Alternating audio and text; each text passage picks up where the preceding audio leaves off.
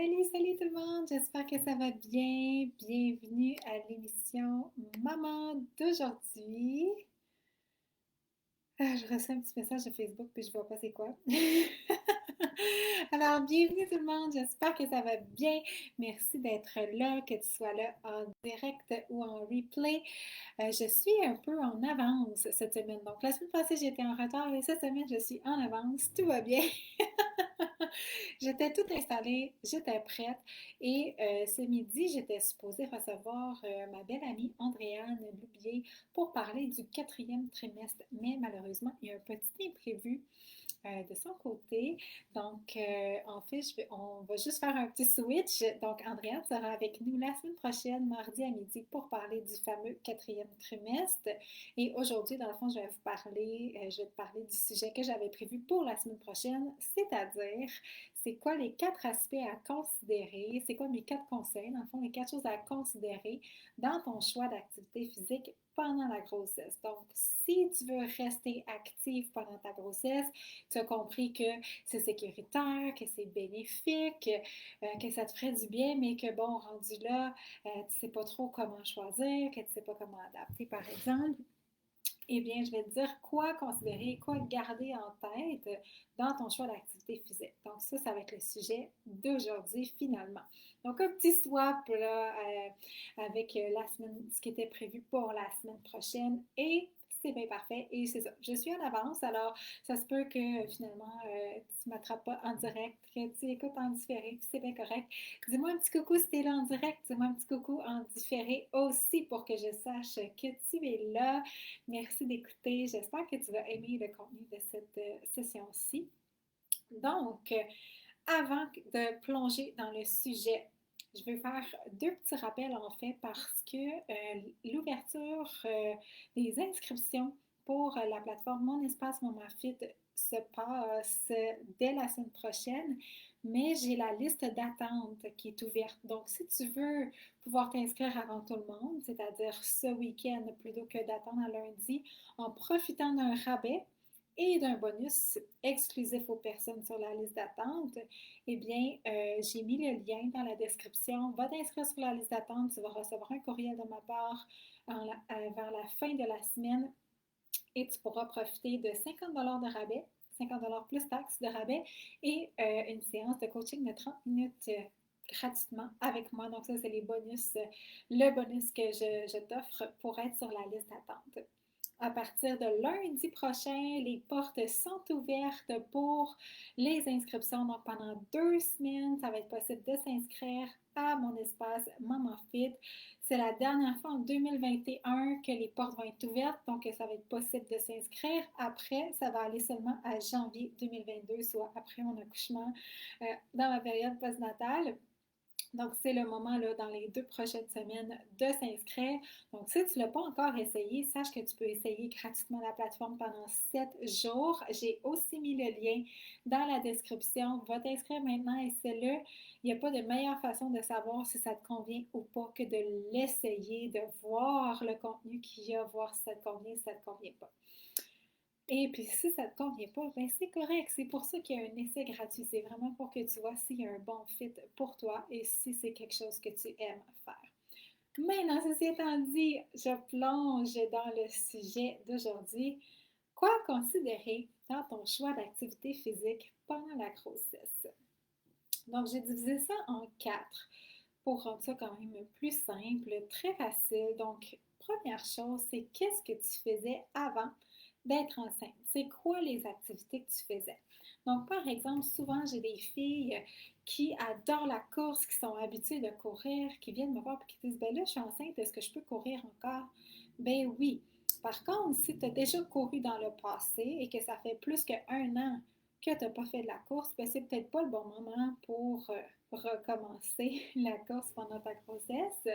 Par contre, si tu faisais de la course 2, 3, 4, 5 fois par semaine, que tu faisais du vélo, que tu faisais des cours de yoga, donc qu'est-ce que tu faisais avant de devenir enceinte? Regarde ces activités-là, tu peux continuer de les faire. Donc ça, c'est vraiment important de le considérer. Qu'est-ce que ton corps est habitué de faire? Et puis, si tu étais sédentaire, par exemple, c'est quand même un bon moment pour commencer. C'est juste qu'on va y aller vraiment en douceur, puis on va choisir des cours spécifiques qui sont prénatales. Donc, on s'assure que vraiment, par exemple, on va peut-être pas commencer à sauter pendant notre grossesse, mais on peut faire un très beau cardio, faire de la musculation, travailler en mobilité, travailler la posture, même si on ne faisait rien de tout ça avant.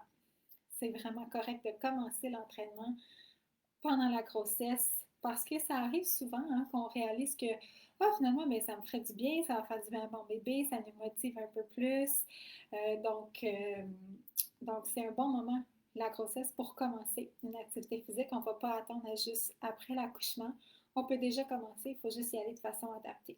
Un petit bémol que j'apporte toujours avec ça, avec le fait, c'est quoi les activités que tu faisais avant. Donc, si par exemple, toi, tu fais du CrossFit depuis plusieurs années, que tu deviens enceinte, tu peux continuer le CrossFit. Il va falloir que tu adaptes, que tu écoutes ton corps. Donc, il y a vraiment une question de mindset aussi à changer. Donc, il y a ça qui doit évoluer pendant la grossesse. Et si on n'est pas capable de changer le mindset, c'est là qu'on doit changer peut-être notre activité.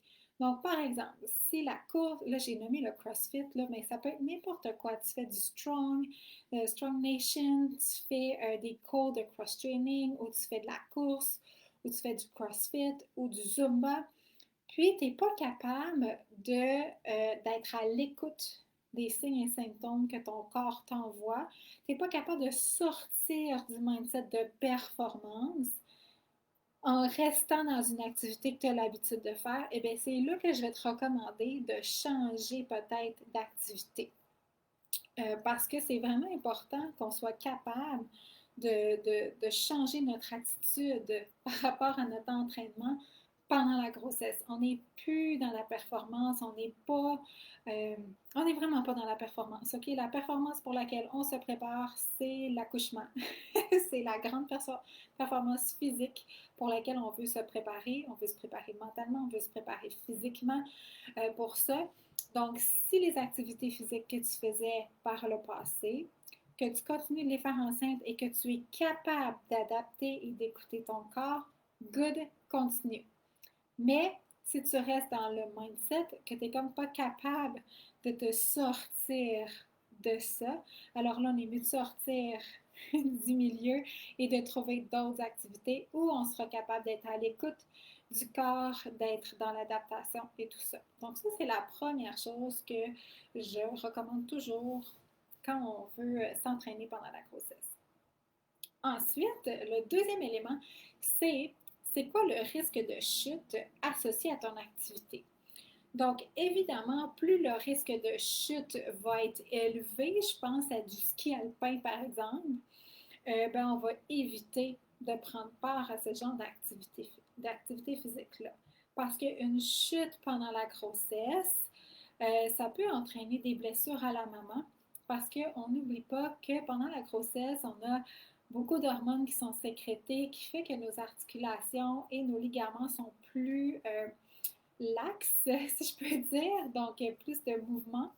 Et donc, on peut se blesser plus facilement. Je pense entre autres à, par exemple, euh, se tourner la cheville plus facilement que d'habitude. Et donc, si on tombe, on peut se blesser davantage, mais il y a aussi des risques quand même pour le bébé. Donc, des risques de complications comme un décollement placentaire, par exemple, qu'on ne voudrait pas. Tu sais, c'est pas tellement souhaitable. Là, il y a un petit bémol que je vais apporter aussi là-dessus. Moi, j'aime bien ça nuancer, mettre des bémols, dire ça dépend. On me pose une question, j'en pose 10, puis mes réponses dépendent toujours des réponses à mes questions. Donc, il y a aussi un niveau de tolérance au risque. On est toutes différentes par rapport à ça. On a toutes un niveau de tolérance différent par rapport au risque. Certaines seront euh, plus, plus à l'aise avec le risque et d'autres moins. Donc, par exemple, moi, je ne fais pas de ski alpin. Je suis vraiment super poche. J'en ai jamais fait. C'est sûr que si je m'en vais sur une piste, je peux faire tomber tout le monde sur mon chemin, là, parce que je sais pas tout qu'est-ce que je vais faire. Fait que oui, il y a toi à prendre. Si toi, tu es une pro de ski alpin, que tu tombes jamais, c'est super, mais est-ce que tu peux être dans un environnement où il n'y a personne qui peut te faire tomber? Il y a ça.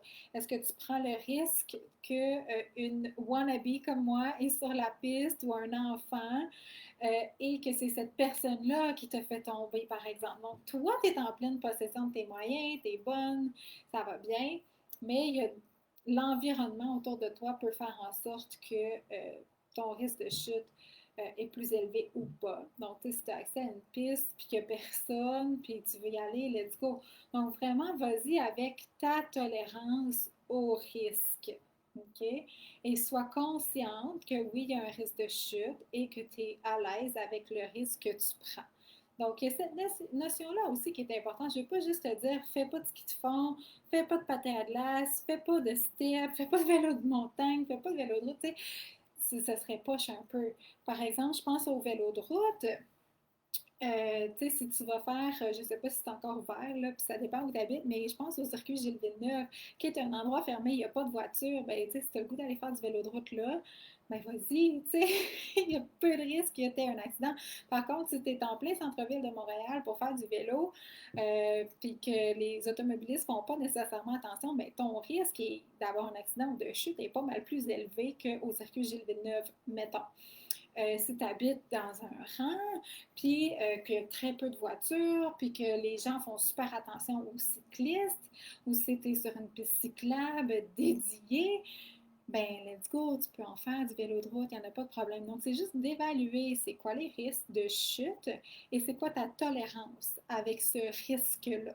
OK? Donc, je veux que tu restes dans ton pouvoir puis que tu prennes des décisions pour toi en pleine conscience. Donc, en sachant, il y a un risque de chute, mais je suis à l'aise avec, OK, let's go. Quelques exemples, là, des fois que je donne. Le patin à glace, c'est un peu comme le ski. Si tu vas sur une patinoire bondée avec des enfants qui apprennent à patiner, qui ne savent pas trop ce qu'ils font, tu peux avoir un risque plus grand de chute, même si toi, tu es une pro en patin. Vélo de montagne aussi, tu sais, ça se peut que tu fais du vélo de montagne depuis que tu as 3 ans et que tu n'es jamais tombé. Fait que, tu sais, évalue. C'est sûr que moi, je n'irais pas faire du vélo de montagne parce que j'en ai jamais fait, puis c'est sûr que je tomberais. Euh, je ne prendrais pas la chance, tu sais. Je ne prendrais pas le risque, en fait. Donc, vois pour toi ton niveau de tolérance avec le risque. Fait que voilà pour le risque de chute. Ensuite, la troisième chose à prendre en considération, c'est le niveau d'impact de notre activité. Donc, on veut éviter les grands impacts et, par exemple, les sports de combat, donc qui seraient un impact. Donc, je pense à du hockey, à du football, à du sport de combat. Des fois, on me pose la question pour la boxe. OK, tu sais, est-ce que je peux faire la boxe, tu sais, puis parce que dépendamment, tu sais, si on pense juste à la boxe en combat, la réponse ce serait non. Par contre, un entraînement de boxe, ben, on peut prendre des considérations.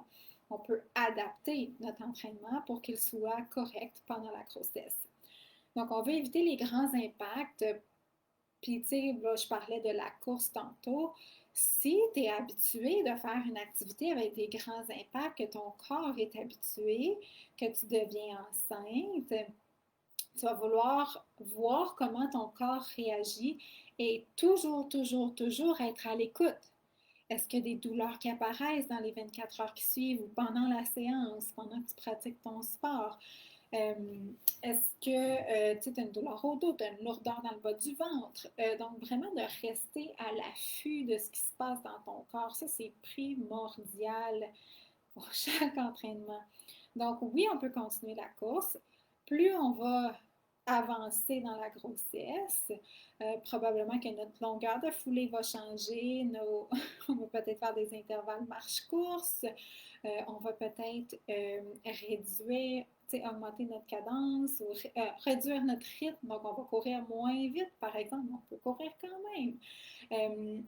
Il y a l'équitation que je donnais toujours en exemple. En fait, moi, dans ma formation, c'est un exemple qu'on nous dit ça, c'est vraiment contre-indiqué l'équitation. Et dans les derniers mois, j'ai été en contact avec des cavalières, donc des femmes habituées de faire de l'équitation qui sont enceintes. Et j'ai pu échanger avec elles et apprendre que euh, certaines personnes continuent de faire de l'équitation pendant la grossesse. C'est sûr, moi, j'en ai jamais fait de l'équitation. Je ne vais pas commencer pendant ma grossesse. En plus, il y a un risque de chute. Tu sais, tu peux tomber de ton cheval, mais il y a un grand impact associé. Par contre, elles m'ont partagé que il y a des, tu sais, il y a différents il y a le galop, il y a le trot, donc il y a différentes façons de faire de l'équitation avec ton cheval. Donc, il y a possibilité d'adapter le niveau d'impact reçu de la maman. Ça va dépendre aussi de ton milieu. Tu sais, si tu as d'autres femmes autour de toi qui ont fait l'équitation toute leur grossesse et que la grossesse a bien été, ben, peut-être que tu vas être plus encline à en faire toi aussi. Donc, il faut voir. C'est toujours une question de voir toi, comment tu te sens par rapport à cette activité-là. Je peux te dire, oublie ça l'équitation, moi, mais tu sais, moi, c'est une recommandation que j'ai reçue dans une formation, puis je ne l'ai pas vécue. Et là, tu vois, les personnes avec qui j'ai parlé, ça m'amène une nuance que je n'avais pas avant. Donc, merci à ces mamans cavalières qui m'ont partagé leur expérience parce que là, je peux nuancer encore plus mes recommandations. Donc, ça, puis ça fait partie beaucoup aussi de mon approche qui est d'être empowered, de savoir les deux côtés de la médaille puis de prendre une décision par rapport à toi. Toi, comment tu te sens? Toi, comment tu vois ça? Toi, qu'est-ce que tu en penses? Puis c'est quoi ton niveau de tolérance au risque? Ton niveau, tu sais, si tu as tellement de bienfaits associés à ton activité versus le risque, ben vas-y. Mais je veux que tu aies quand même un peu d'informations pour après ça prendre une décision qui est éclairée. Pour moi, ça, c'est très important, c'est primordial. Donc, pendant la grossesse, oui, on va vouloir éviter les grands impacts pour justement éviter un décollement placentaire, par exemple, mais aussi pour protéger les articulations de maman parce que, je te l'ai dit tantôt, on est un petit peu plus laxe, on a un petit peu plus de jeu dans nos articulations, donc on veut faire attention à ça. Ça m'amène à une parenthèse que je n'ai pas parlé, mais on va aussi éviter les sports avec des grands changements de direction. Donc, je pense par exemple au tennis, au soccer, au basketball, où est-ce que, même si on est habitué, c'est des changements rapides de direction. Avec l'expansion du ventre, notre centre de masse va changer, donc notre équilibre est pas à son top pendant la grossesse.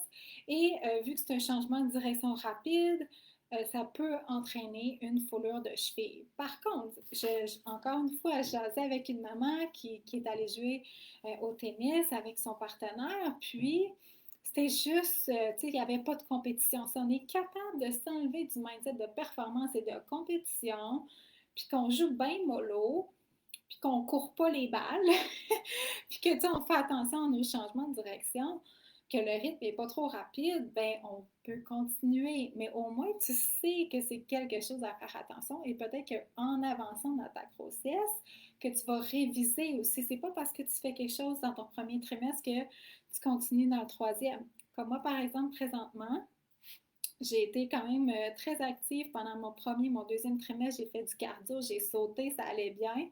Et maintenant, je vais prendre une marche et j'ai des contractions de style Braxton Hicks. Mon ventre devient dur, même en marchant un pas de tortue. Alors, j'ai décidé d'écouter mon corps et de faire ce que je dis, c'est-à-dire d'adapter. En ce moment, pour moi, les cours d'aérobie, comme je faisais avant, c'est pas adapté. Puis c'est correct, je vais reprendre en postnatal quand mon corps va être prêt. Bon, c'est pas facile pour moi qui avait plein de projets de filmer des séances d'entraînement pour ma plateforme et tout ça, mais c'est important que ce que je te partage, que je l'incarne. Ça aussi, là, c'est vraiment, faut que mes bottines suivent mes babines. Et si je te dis, écoute ton corps, puis que moi, je l'écoute pas, tu sais, ça marche pas, il y a une dissonance, tu vas pas me croire. Puis c'est pas comme ça que j'ai envie de faire mon entreprise finalement, puis de partager. Donc moi, je mets sur la glace tout ce que j'avais prévu de créer comme contenu pour l'instant parce que mon corps, dans ce troisième trimestre, dans cette fin de grossesse, est comme non, c'est trop, j'ai besoin de repos. Alors je marche, je fais de la mobilité quand j'en ai besoin. Puis, c'est tout, parce que même la mobilité, qui est super relaxe, souvent, j'ai des contractions de style Braxton aussi. Fait que mon corps est comme enough, alors je l'écoute. Donc, tout ça pour dire que ce que tu faisais à ton premier, ton deuxième trimestre, ben, il faut peut-être que tu l'adaptes à ton troisième. Puis peut-être que tu n'auras pas besoin, que tu vas être capable de continuer tout le long, puis tant mieux. Mais l'important, c'est que tu sois bien, puis que tu écoutes ton corps, puis que tu fasses en fonction de ça. Maintenant, ça c'était une parenthèse. Le quatrième point, c'est quelle activité te fait plaisir? C'est vraiment important de choisir une activité que tu vas aimer. Puis ça, c'est dans la vie en général, là, pour l'entraînement. Combien de gens, l'entraînement, c'est une corvée, puis ça leur tente pas, puis c'est donc un poids sur les épaules, ben on s'aide pas quand on fait ça, gang. Tu sais, si on choisit une activité qu'on aime, là, moi je pense, là ces temps-ci, là, je pense au Zumba beaucoup, là, j'ai envie de danser. Fait que c'est sûr qu'en post-natal, je vais recommencer à danser parce que là, en ce moment, je viens de te dire que je peux pas faire ce genre d'activité-là. Je vais juste marcher puis j'ai le bedon dur. Mais moi, ça me fait plaisir de danser. J'aime ça danser. Donc, je vais ramener la danse, même si j'avais arrêté parce que ça ne m'apportait plus autant de plaisir. Mais là, j'ai le goût, alors je vais recommencer. Donc, c'est correct aussi d'y aller avec qu'est-ce qu'on aime. Peut-être que d'habitude, on aime ça courir, puis là, pendant la grossesse, ça ne nous tente pas pantoute, puis qu'on a le goût d'aller faire du vélo, ben c'est bien correct. Et vice-versa. OK? Donc, peut-être qu'on aimait ça nager, puis que là, ben, ça ne nous tente plus pendant la grossesse. Quoi que la nage, c'est vraiment une activité intéressante. Mais moi, j'aime pas ça, aller à la piscine. Je trouve ça compliqué. Aller dans les piscines intérieures. Alors, je vais dans les piscines l'été. Là, c'est fermé, je peux plus y aller. Donc, ben c'est ça, tu sais, j'en profiterai pas, c'est moi la pire. Mais pour moi, toute la préparation, puis le fait d'être mouillé quand il fait froid dehors, là, pour moi, c'est plus désagréable que l'agrément d'être dans la piscine. Mais je sais que certaines personnes vont être heureuses dans la piscine tout le temps, puis tant mieux, autant pendant la grossesse qu'en post-natal, c'est vraiment un bon choix d'activité. Parce que ça enlève le poids, tu ne supportes pas le poids de ton corps pendant que tu es dans l'eau, c'est extraordinaire comme relâchement. Donc, choisis des activités qui te font plaisir pour pas que ce soit une corvée pour toi d'être active et de bouger. Il y a tellement d'options, de choix, de types de cours, de profs.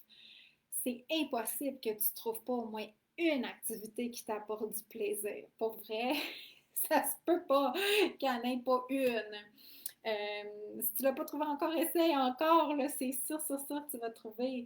Je peux juste pas croire que c'est possible que tu n'aimes vraiment pas ça puis que tu ne trouves jamais une activité qui t'apporte du plaisir.